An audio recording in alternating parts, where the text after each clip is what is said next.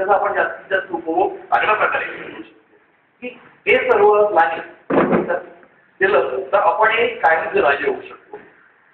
हे झालं थोडक्यामध्ये फायनान्शियल प्लॅनिंगमध्ये. मला तुम्हाला बोधक शब्द वापरून बहुत नाही करत, पण मी थोडीशी स्टोरी सांगितली तुम्हाला वाटतं आपल्याला बऱ्यापैकी आवडलं. ओके सांगेन ना, नक्की सांगेन.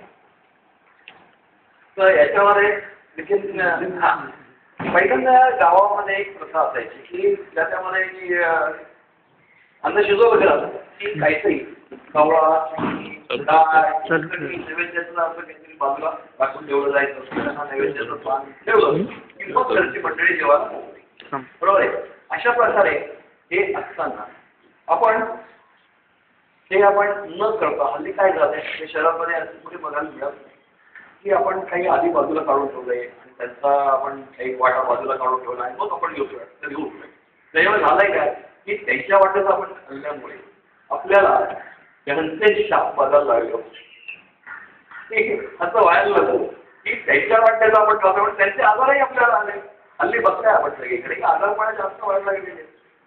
तर आपला कितपत विश्वास आहे मला माहीत नाही, परंतु हे प्रिन्सिपलशी जोडलेलं आहे म्हणून ही गोष्ट थोडक्यात सांगायला लागली की याचा संबंध असा आहे की आपली जनरल टेंडन्सी अशी असते की आपण कमवतो त्याच्यानंतर भरभरून खर्च करतो आणि मग उरलं सुरलं जसं आपण म्हणतो ना जेवणामध्ये उरलं सुरलं काय असेल तर कावळ्याची उन्हाने टाकतो. म्हणजेच काय झालं उष्ट खर्च. आता उष्ट खर्च देऊन जर आपण त्यांचं कोण भागवतोय नाही असं प्रत्येक आपण फायनान्शियल प्लॅनिंगच्या बाबतीत विचार केला किंवा आपल्या सेव्हिंगच्या बाबतीत विचार केला तर ती गोष्ट आपल्याला थोडीशी न जमणारी आहे किंवा न ऍक्सेप्ट करण्यासारखी आहे. थोडक्यात असं की आपल्याला जे काय मिळते त्यातला योग्य तो वाटा आपण आधीच बाजूला काढून ठेवला आणि मग उरलेल्यामध्ये जर वाढवायचं म्हणून ठरवलं तर ते प्लॅनिंग उत्तम होतं आणि त्याची आपल्याला काळजी चांगल्या प्रकारे आपल्या रिटायरमेंटमध्ये त्याचा आपल्याला फायदा होऊ शकतो. तर ती गोष्ट आपल्याला थोडक्यामध्ये लक्षात ठेवण्यात लागते की पहिल्यांदा सेव्हिंग बचत करायची जे काय आपल्याला शक्य आहे ते बाजूला काढायचं मॅक्सिमम पॉसिबल आणि उरलेल्यामध्ये आपण ॲटोमॅटिक मागवू शकतो. अदरवाईज काय होतं की पुष्ट कर्कटात असं जर सेव्हिंग केलं की उरलं सेव्हिंग तर त्याच्यामध्ये प्लॅनिंग होत नाही आणि त्याचं प्लॅनिंग द्यायचे पण पुष्ट कर्कट म्हणजे प्रॉपर प्लॅनिंग.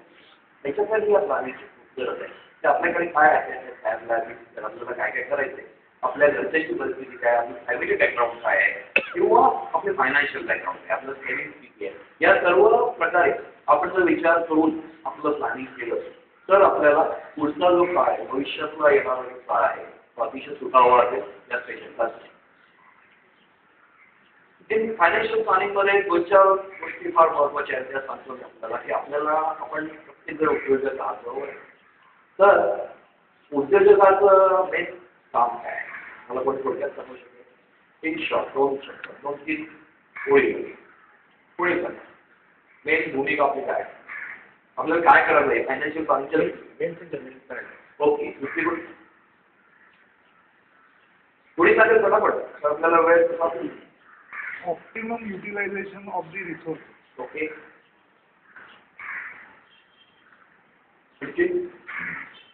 बस तो प्रॉब्लेम मी बसतो. आपले जे एम्प्लॉईज ते आपल्यावरती अवलंबून आहे बरोबर आहे. तर त्यांचेही आपल्याला ज्या काही हे आहेत इच्छा वगैरे किंवा त्यांच्या अपेक्षा आपल्याकडे काय आहेत काही आपल्याला पुढे करणं तितकंच गरजेचं आहे. त्याचं कारण असं की हल्ली लेबर प्रॉब्लेम सगळीकडे आहे.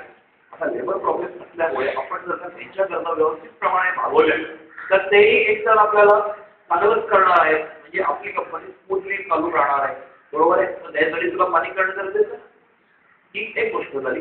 दुसरी गोष्ट की आपल्याला इमर्जन्सी देतात सगळ्या ओके येतात की कधी कधी फंड एकदम कमी पडतात.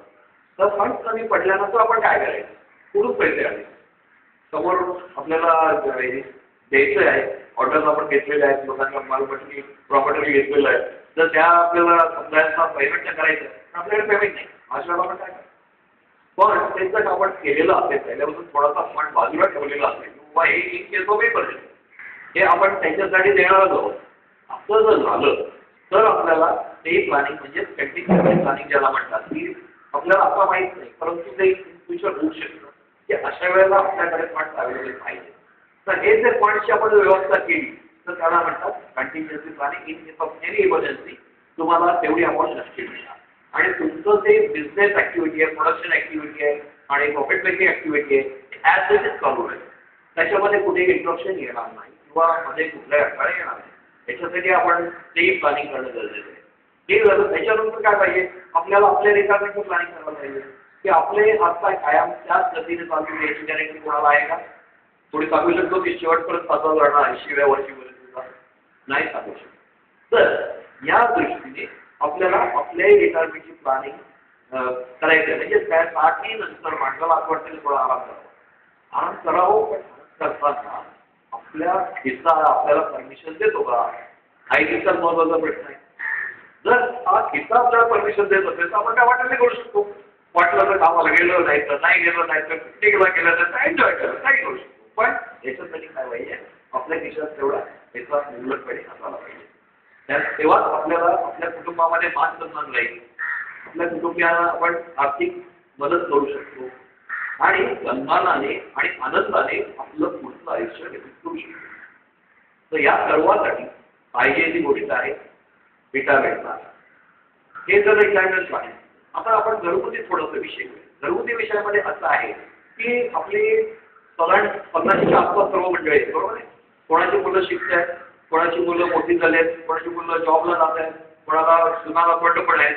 परंतु या सर्वांमध्ये एक गोष्ट कायम आहे की जोपर्यंत त्या मुलांना ते आपल्यावर अवलंबून आहेत तोपर्यंत तरी त्यांचं नीट व्हावं